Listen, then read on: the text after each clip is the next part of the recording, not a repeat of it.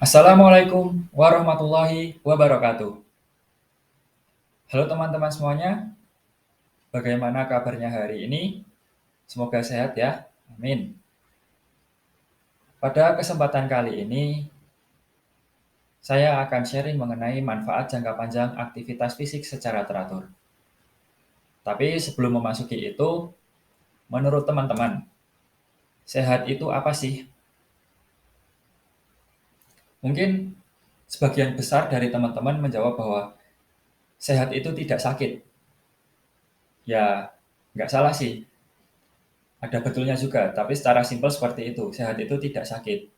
Tapi menurut Undang-Undang Nomor 36 Tahun 2009 tentang Kesehatan menyebutkan bahwa sehat adalah keadaan sehat atau sejahtera baik secara fisik, mental, spiritual, dan sosial yang memungkinkan setiap orang itu hidup produktif secara sosial maupun ekonomis. Kemudian, coba teman-teman perhatikan gambar tersebut. Apa yang bisa kalian amati dari gambar tersebut? Ya, mungkin ada yang menjawab bahwa orang itu gendut, orang itu malas, banyak makanan di sana, hanya bermain laptop, terus tidur-tiduran. Nah, semua orang memiliki pendapat masing-masing, tapi dalam video kali ini saya akan membahas terkait dengan aktivitas fisik orang itu yang kurang. Karena aktivitas fisik yang kurang nantinya akan membuat banyak dampak terhadap tubuh. Contohnya berat badan yang tidak terkontrol, bisa obesitas kayak di foto tersebut. Kemudian ada metabolisme terlambat, insomnia, dan hingga nantinya mudah terserang penyakit dan hidupnya pun kurang produktif. Lalu, apakah aktivitas fisik itu? Aktivitas fisik merupakan setiap gerakan tubuh yang diakibatkan kerja otot rangka dan meningkatkan pengeluaran tenaga serta energi. Perlu teman-teman ketahui bahwa ada 3 jenis aktivitas fisik, yaitu aktivitas fisik ringan, aktivitas fisik sedang, dan aktivitas fisik berat. Aktivitas fisik ringan itu merupakan kegiatan yang memerlukan sedikit tenaga dan biasanya tidak menyebabkan perubahan dalam pernapasan. Saat melakukan aktivitas fisik ringan ini, teman-teman masih bisa sambil berbicara dan sambil bernyanyi.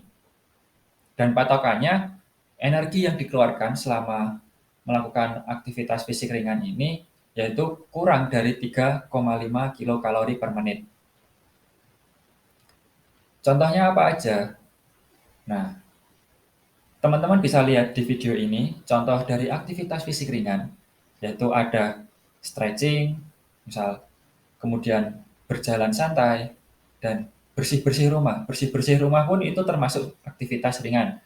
Contohnya mengepel, menyapu, mencuci piring, itu merupakan contoh aktivitas fisik ringan. Kemudian, aktivitas fisik yang kedua yaitu aktivitas fisik sedang.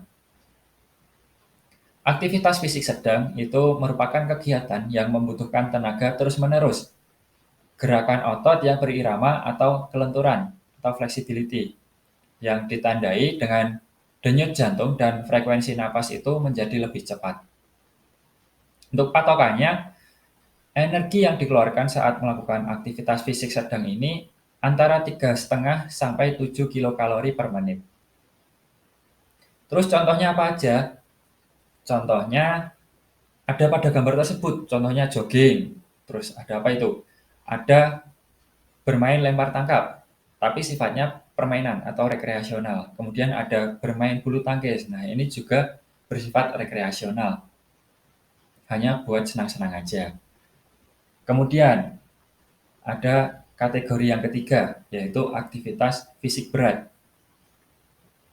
Aktivitas fisik berat ini berhubungan dengan olahraga yang membutuhkan kekuatan dan ditandai dengan denyut jantung dan frekuensi napas itu sangat meningkat sampai bisa juga sampai kehabisan napas. Patokannya yaitu energi yang dikeluarkan saat melakukan aktivitas fisik berat ini yaitu lebih dari 7 kilokalori per menit. Contohnya apa aja? Banyak olahraga yang merupakan termasuk aktivitas fisik berat ini. Contohnya tinju, kemudian angkat angkat beban, dan angkat yang berat-berat. Aktivitas fisik ini jika dilakukan teratur secara terus-menerus itu akan memberikan manfaat bagi tubuh kita. Yang pertama, itu bisa mengontrol berat badan. Mengapa aktivitas fisik yang dilakukan teratur itu dapat mengontrol berat badan?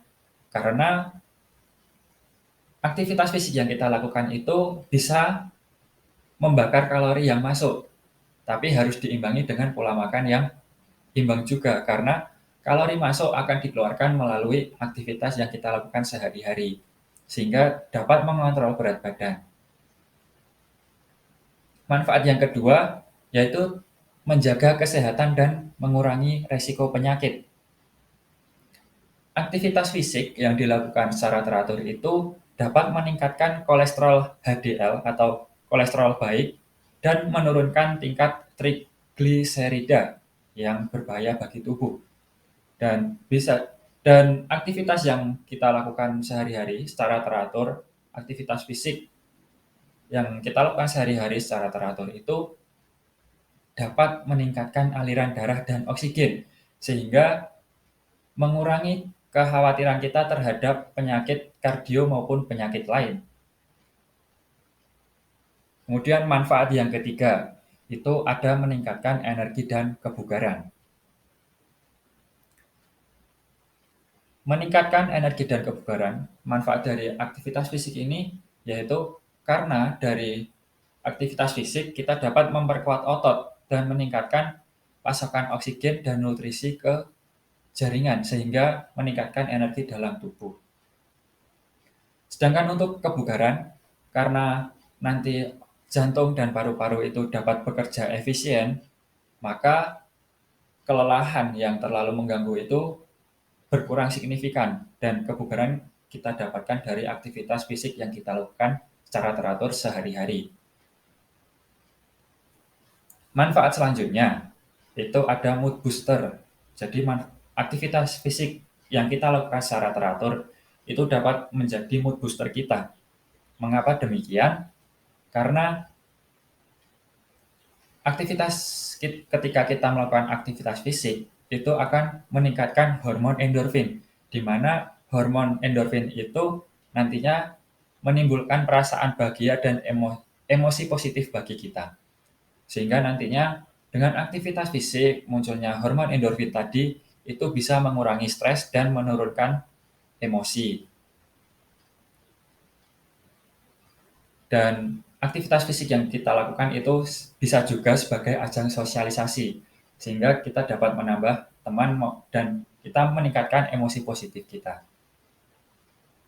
Manfaat selanjutnya itu ada meningkatkan kesehatan mental dan otak.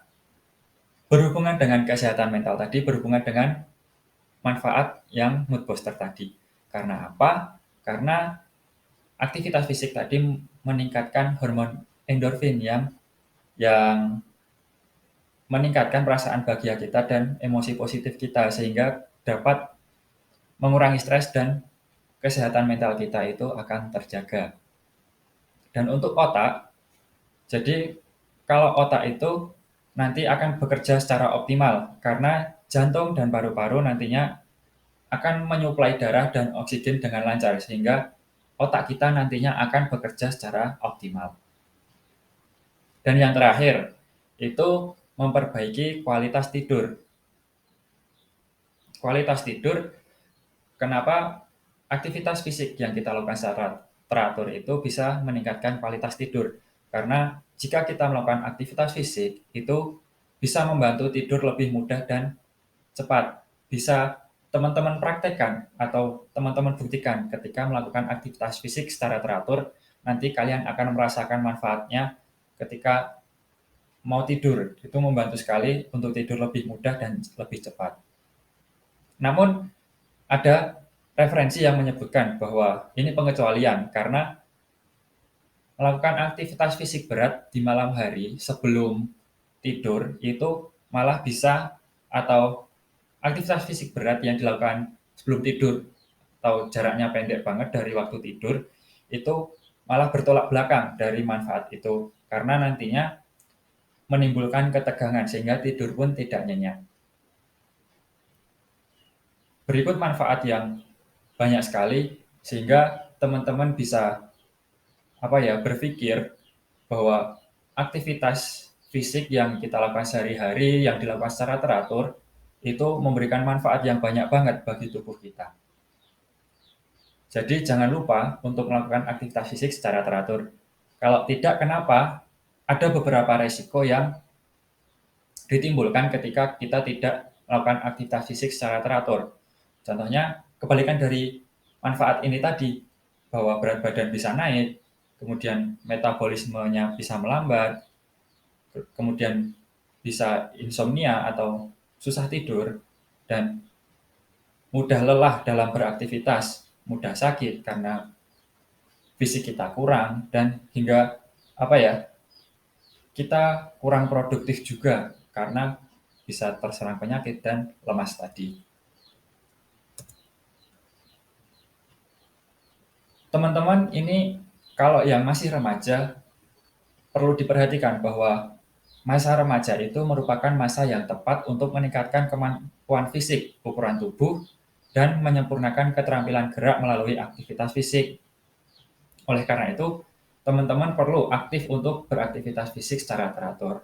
Namun harus memperhatikan prinsip aktivitas fisik. Yang pertama, latihan aktivitas fisik ini harus seimbang untuk seluruh sistem-sistem organ tubuh, baik aerobik, anaerobik, otot, persendian, tulang, dan lain-lain. Kemudian prinsip aktivitas fisik yang kedua, yaitu melatih seluruh otot tubuh, baik tubuh bagian bawah maupun atas. Jangan melakukan hanya salah satu bagian saja, karena bisa teman-teman bayangkan bahwa ketika kita latihan hanya tubuh bagian atas dan lupa untuk latihan bagian bawah, maka jadi aneh gitu. Dan latihan itu dapat dilakukan menggunakan beban tubuh, beban diri sendiri, berat tubuh kita, atau alat yang tersedia. Kemudian prinsip aktivitas fisik yang ketiga yaitu hindari impact atau pantulan secara berlebihan dengan gerakan meloncat-loncat tanpa alas kaki yang baik atau yang proper. Karena nantinya alas kaki yang baik itu untuk meredam pantulan guna menghindari cedera lutut dan ruas tulang belakang. Mungkin itu saja materi yang bisa saya sharingkan ke teman-teman pada video ini. Semoga bermanfaat dan sampai jumpa di video berikutnya.